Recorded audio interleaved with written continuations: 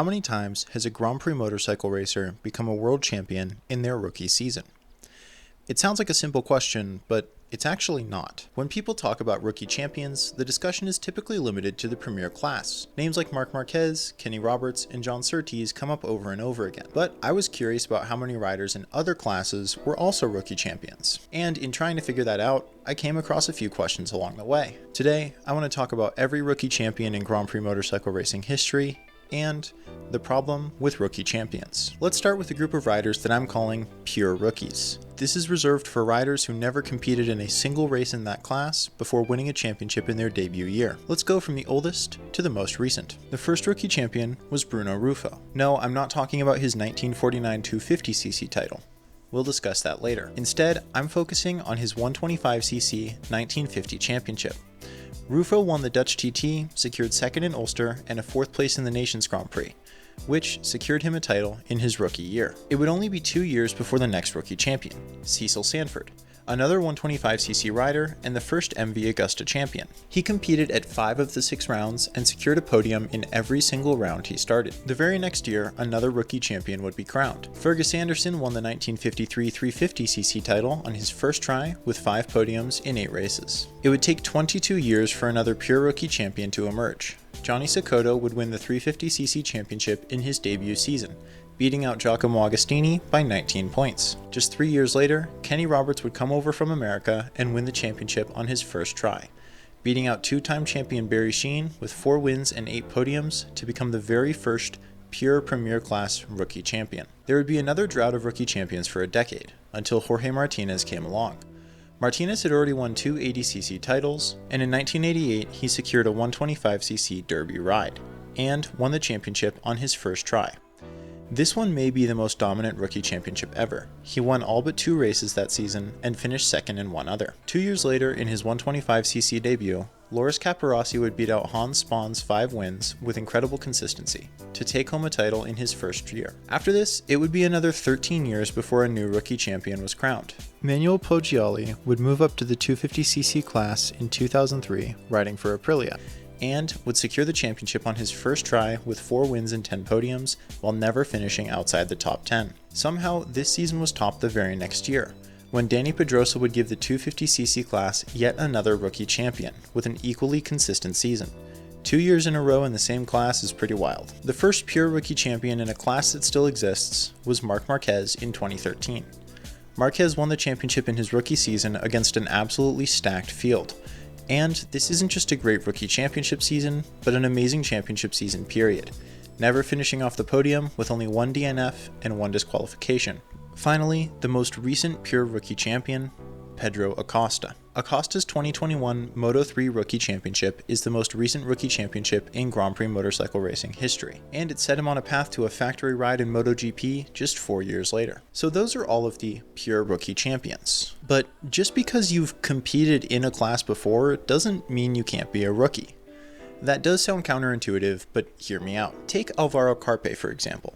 The Moto3 rider is in his rookie season this year, but he did compete in a single round at the Solidarity Grand Prix last year as well. That said, nobody's going to try and tell you that Carpe isn't a rookie this year. So what's the limit? How many races can a rider ride before not being considered a rookie? Well, MotoGP's rulebook has an answer for us. According to MotoGP Rule 1.10.2, to be classified as a rookie, a rider must not have competed in 6 or more events in the same class in any one previous season. So theoretically, a rider could come into MotoGP and win 5 races a year for 20 years, and then in year 21 still be considered a rookie despite having 100 wins. While this is obviously an extreme scenario that could never happen in real life, 6 wins does sound about right, but there is a problem with this definition. Let's take John Surtees for example. The 1956 season was Surtees' first full-time season as a factory rider, but he did compete prior to that. He entered 2 rounds in the Premier class in 1954. Most of you can probably already see the problem with this. If we use the modern-day 6-race rule on these older seasons, Surtees would have been allowed to enter 3/4 of a season's races and then still be considered a rookie. So we need to tweak the rule just a little bit to modify it. 6 races feels like a good amount for modern riders because it's proportional to the length of a modern season. 6 races is 30% of last year's 20-round calendar. So All we have to do is make sure that a rider has never competed in over 30% of a season's races in a particular class, and then they can still be considered a rookie. This brings in 13 new rookie champions who we can discuss. The first of these is Werner Haas, a German rider who made his full-time debut in the 125 and 250cc classes in 1953. And he won them both in his rookie year, only finishing below P2 a single time in either class. He had competed in 2 races for each of these classes the year prior. However, the 1952 season had 7 races for the 250 class and only 6 for the 125s, meaning by our standards, he was eligible to be considered a rookie for the 250 class, but not the 125. Little bike legend Carlo Ubbiali didn't win the 125s on his first go, but when he entered the 250 as a full-time MV rider in 1956, he would win the title undefeated, albeit he did miss the Ulster Grand Prix. That same year, John Surtees would take his famous rookie title. He would win the first 3 rounds before a broken arm would take him out for the rest of the season. Still, nobody could compete, and he secured his first Premier Class title. Australian rider Keith Campbell would become the first rider not from the UK, Germany, or Italy to win a world title, with his 1957 350cc rookie campaign aboard a Moto Guzzi. Tom Phillips would make the transition from the Isle of Man and Ulster Grand Prix to a full-time World Championship career in 1961, and won the 125cc title on his first attempt, in the process winning Honda their very first Grand Prix World Championship. That year, Jim Redmond put in competitive seasons in the 125 and 250cc classes, and for the following year, he would add the 350 class to his schedule for the first time. And he would win this championship with 4 wins and a second place. 2 years later, Phil Reed would make his full-time 250cc debut with Yamaha, and would win with all podium finishes, still barely able to beat out Redmond. 1969 saw the rookie championship of Dave Simmons. Primarily an Isle of Man rider prior to this season, he rode for Kawasaki in 1969 in the 125 class, and he would be absolutely dominant. After missing the first round in Spain, he would never finish below P2 and would win 9 of 12 rounds that season. 69 would see another particularly interesting rookie campaign.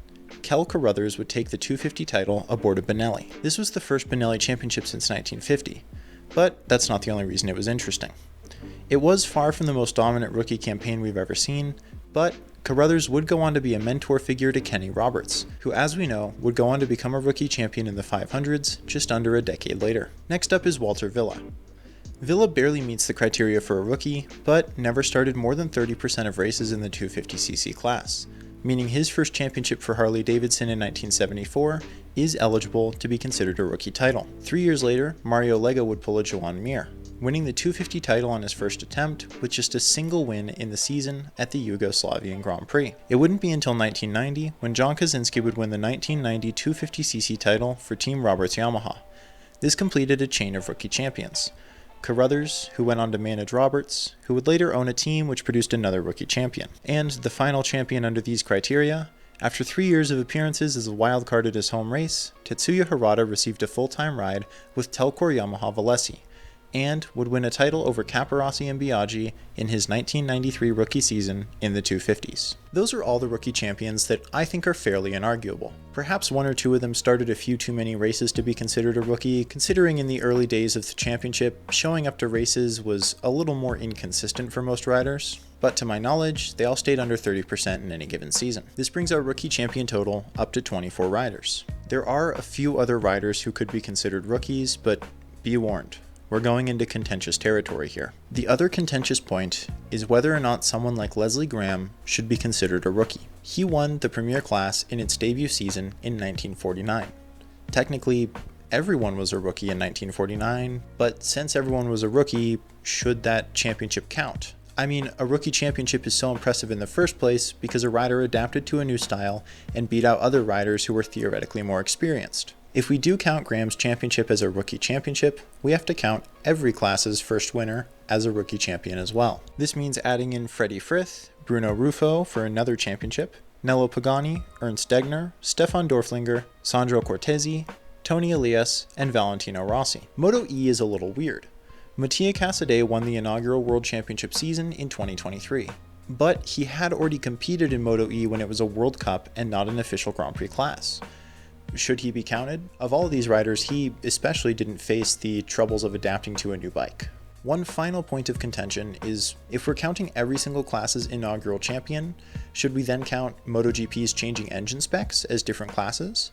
If so, Casey Stoner wins in 2007 as the 800cc's inaugural champion, and Jorge Lorenzo gets one in 2012 as the 1000cc's inaugural champion. I think that this is pushing it just a little bit too far, but if you're a fan of those riders, there's one more thing that you can bring up. My main takeaways from this little research dive I did were, 1, rookie champions were a lot more common than I thought, especially in the early days of the championship. And 2, it's more important to look at the specifics behind an achievement rather than just assigning it a title like rookie champion. Like, sure, Marc Marquez and Bruno Rufo are both rookie champions, but one of them only had to finish 3 races against an emerging field of contenders, and the other one faced one of the strongest Grand Prix grids we've ever seen. You can call them both rookie champions and you'd be correct, and they're both great achievements, don't get me wrong, but one of them is more impressive than the other. I'm sorry to all the diehard Bruno Rufo fans, I know there's a lot of you. Anyway, I just thought that was interesting, wanted to share some names of riders who maybe don't get as much recognition as they should. Thank you so much for watching, feel free to like and subscribe. A special thank you to my channel members, MVP2112, Venturian CRO, Sean, and Motosapien, as well as a new channel member who joined after I recorded this named B. Identity theft is not a joke, Jim. Millions of families suffer every year. If you want to get a shout out at the end of the video and support the channel in the best way possible, click the join button and become a member yourself. Always remember to look both ways before you cross the road, and have a fantastic day.